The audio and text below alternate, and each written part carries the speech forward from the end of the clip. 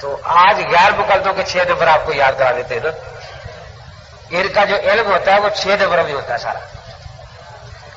سب سے پہلا نمبر کیا ہوتا ہے؟ وہ کہتے ہیں کہ سب سے پہلے جاتی تم نے سوال کرنا ہے، وہ نہ سوال کرے حنفی. تم نے سوال کرنا ہے کہ اس طرح کی آنے کس حدیث میں ہے جی، سنا حدیث. اس طرح کا قلم کس حدیث میں ہے، یوں ہاتھ رکھ کے بیٹھنا کس حدیث میں ہے. جاتے یہ سوال کرنا ہے، پھر سوال شروع کر دو. اس طرح کی ٹیپ کسی حدیث میں ہے، سناؤ. اب یہ پہلا نمبر ہوتا ہے. وہ ڈرتے ہیں کہ ہم سے کوئی حدیث نہ پوچھے، اس لیے ان کو پہلے ہوتا ہے کہ تم نے جا کے سوال کا شروع کر دینا ہے. اس طرح کی ٹوپی حدیث میں ہے. اب اس سوال کرنے کے لیے کسی علم کی ضرورت نہیں.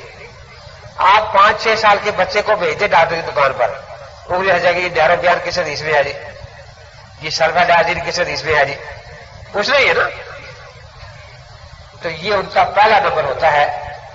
اب ایک سوال کرے گا، پیچھے 2 پیپا بجانے والے ہوتے ہیں، کوئی حدیث نہیں آئی، کوئی حدیث نہیں آئی، کوئی حدیث نہیں.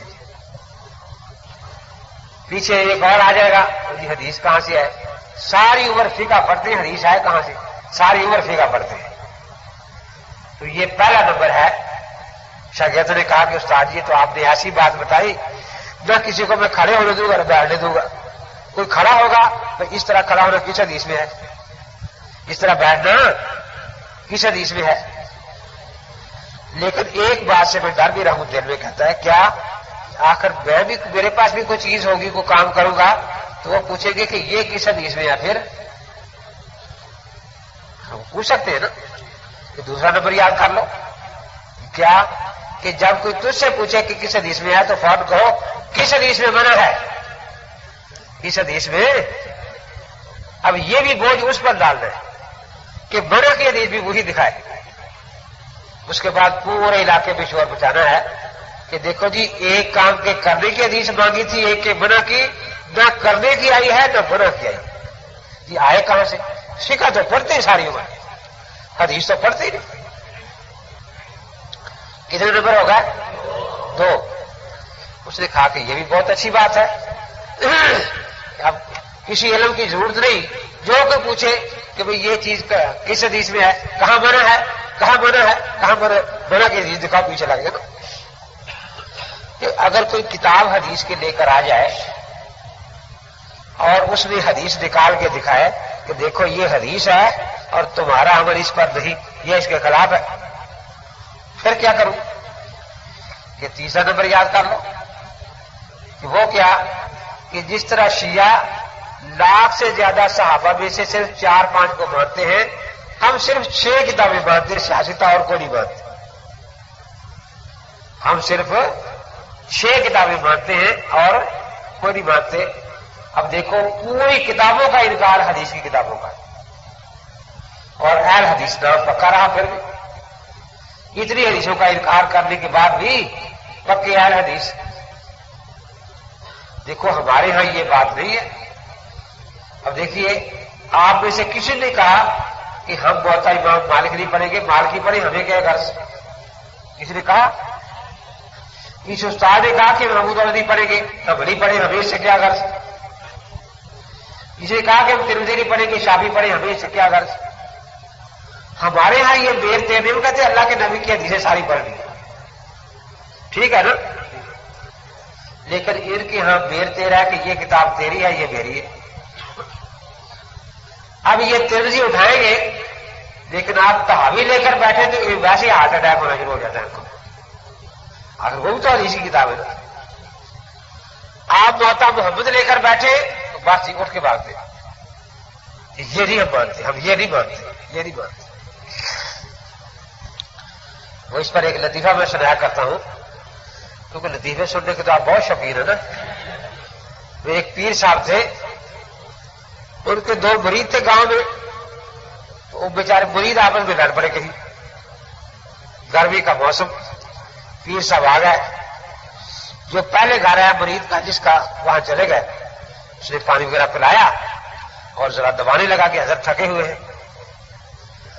دوسرے مریض کو پتا چلا کہ حضرت شریف لائے ہیں کہ اگرچہ اس مرید کے ساتھ بول چال نہیں، لیکن حضرت تو ہماری مشترکہ جائیداد ہے نا.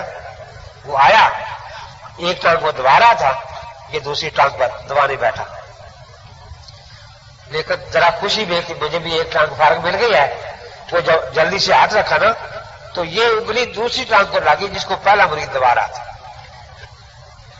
اس نے غصہ کیا کہ میری ٹانگ کو انگلی لگائی ہے. اس نے ایک ٹانگ پر زور سے مکہ مارا کہ تو کون ہوتا میری ٹانگ کو انگلی لگانے والا. وہ اٹھا، اس نے ایک ڈنڈا لیا، زور سے مارا. یہاں تو کون ہوتا میری ٹانگ پر مکہ مارنے والا. اب وہ اٹھا کلاڑا لے آیا کہ آج میں شریک کی ٹانگ رہنے نہیں دوں گا. وہ پیر صاحب بیچارے ہاتھ باندھے کہ خدا کے واسطے یہ ٹانگ میری ہے. کہ نہیں، اس وقت یہ شریک کی ٹانگ ہے، اس وقت یہ شریک کی ٹانگ ہے. اب بات ہنسنے کے لیے رونے کی ہے.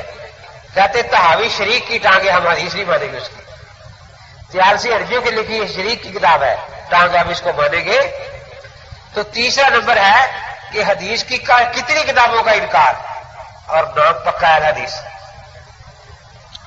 دیکھا کہ اچھا جی اتنی کتابوں کا انکار کر دیا، اب 6 رہ گئی دے دے کے کتابیں.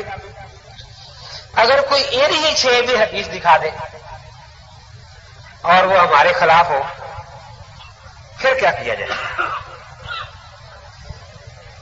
چوتھا نمبر یاد کر لو، وہ کیا کہ فوراً کوئی شرط لگا دو. منسوخ کا لفظ ہے، منسوخ کا لفظ دکھاؤ. منسوخ 10,000 روپئے کہ رفع جان منسوخ ہو گئی. منسوخ کا لفظ دکھاؤ. منسوخ. اب وہ شرط لگ جائے گی. اب وہ حدیث بیکار گئی بیچاری. دکھائی یہ بہت اچھی بات ہے. اب وہ 6 بھی اکثر چلی جائیں گی ہم سے، کیونکہ جو لفظ ہم کہتے وہ وہاں. اس نے کہا کہ لیکن ایک بات ہے، پڑھے ہوئے تو ہم نہیں ہوتے. بالفرض ہم کوئی شرط لگا بیٹھے کہ فاتحہ کا لفظ دکھاؤ، یہ لفظ دکھاؤ، اور انہی 6 میں کسی جگہ ایسی حدیث نکل آئے جس میں وہ لفظ بھی نکل آئے، تو اب تو کوئی راستہ انکار کا نہیں رہا نا. اب تو ماننی پڑے گی. وہ کیوں ماننی کیوں ہے؟ 5واں نمبر یاد کر لو کہ جی اب کیا کریں گے کہ 5واں نمبر کہ وہ کیا کہ جب وہ حدیث دکھائے جس میں آپ کی ساری شرطیں پوری ہو جائیں تو پورے زور سے 3 مرتبہ کرو ضعیف ہے، ضعیف ہے، ضعیف ہے. اب دیکھو حدیث ماننے سے جان چھوٹ گئی اور روب بھی قائم ہو گیا کہ بدول ٹاؤن کے پڑھے ہوئے کو پتہ نہیں حدیث ضعیف ہے. یہ گانے کی کیسٹیں بیچنے والے کو پتہ لگ گیا کہ حدیث ضعیف ہے. یہ 14 سال ویسے پڑھتے رہے، اس کو پتہ دکاندار کو کہ حدیث پورے زور سے کہنا ضعیف ہے، ضعیف ہے، ضعیف ہے. اس نے کہا استاد جی یہ 5 نمبر آپ نے ایسے بتا دیے کہ اب جبریل بھی آ کر ہمیں حدیث سناتا ہے تو انشاءاللہ مانے گے نہیں حدیث کو. لیکن یہ تبلیغی جماعت والے جو ہیں یہ کہیں گے کہ ہم سے 1 نمبر کم رہے. تو اگر 6واں نمبر میں کوئی مل جائے تو چلو ہمارے نمبر سے یہ پورے ہو جائیں. 6واں نمبر بھی یاد کر لو کیا کہ جو نماز نہیں پڑھتا اسے کچھ نہیں کہنا، جو پڑھتا کہتا ہے غلط. جو قرآن نہیں پڑھتا اسے کچھ نہیں کہنا قرآن پڑھ، جو پڑھ رہا ہے تو غلط پڑھ رہا ہے. جو جمعہ پڑھنے نہیں آیا اس کو نہیں کہنا کہ تو نے غلطی کی. جو جمعہ پڑھ کے نکل رہا ہے غلط ہے تیرا جمعہ. جو جنازہ پڑھنے بھی نہیں آیا اس کو کچھ نہیں کہنا، لیکن جو جنازہ پڑھ رہا ہے غلط ہے، غلط ہے. اب یہ 6 نمبر ہو گئے. ان کے دکاندار کو بھی یہی 6 نمبر آتے ہیں اور شاہ الحدیث کو بھی یہی 6 نمبر آتے ہیں. اس سے زیادہ علم کسی کا نہیں ہوتا بیچاروں کا. اب وہ آ گئے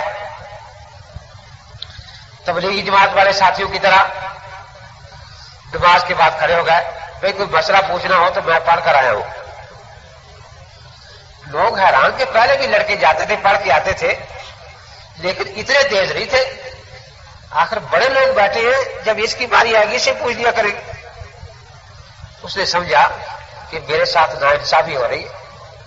اور دوپہر کو لوگ چڑھ ہوئے جوہری صاحب پھر اٹھ کے آپ کو خدا نے کیا بات ہے، ہمیں حضرت کو مسئلہ پوچھنا تو پوچھ لیں.